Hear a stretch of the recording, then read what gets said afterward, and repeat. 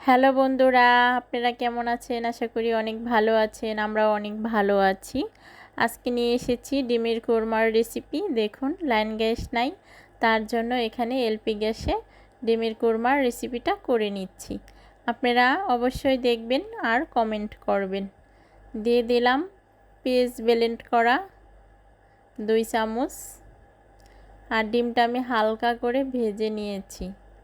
কাঁচামরিচ ব্লেন্ড করা দিয়ে দিলাম, বাদাম ব্লেন্ড করা দিয়ে দিচ্ছি, আদা বাটা, আদা রসুন একত্রেই বেটে নিয়েছি, অল্প পরিমাণ লবণ, সামান্য পরিমাণের জিরা গুঁড়ো দিয়ে দিচ্ছি,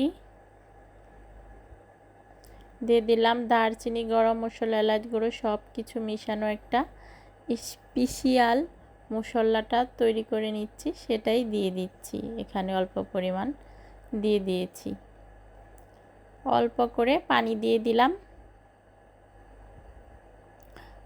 কিছুক্ষণ কষিয়ে নিব, তারপরে ডিমটাকে দিয়ে দেব। সামান্য পরিমাণ টক দই দিয়ে দিচ্ছি। নেড়েচেড়ে আরও কিছুক্ষণ কষিয়ে নিব।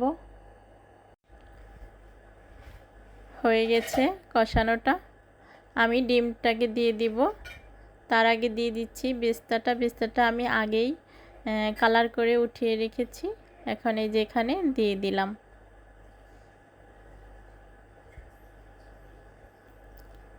এভাবে বেস্তাটা আগে করে নিলে ডিমের কোরমাটা সুন্দর হয়, পেঁয়াজের কালারটা নষ্ট হয় না, পেস্টটা একদম গলে যায় না, খুব ভালো থাকে। তারপর দিয়ে দিলাম সামান্য পরিমাণ একটু চিনি। চিনিটাই কিন্তু স্বাদ বাড়াবে। আর এই যে ডিমটা দেখুন খুব সুন্দর করে ভেজে নিয়েছি, ডিমটাও দিয়ে দিচ্ছি আমি এখানে। হয়ে গেছে, এখন নেড়ে চেড়ে কিছুক্ষণ রাখবো, তারপরে নামিয়ে নেব।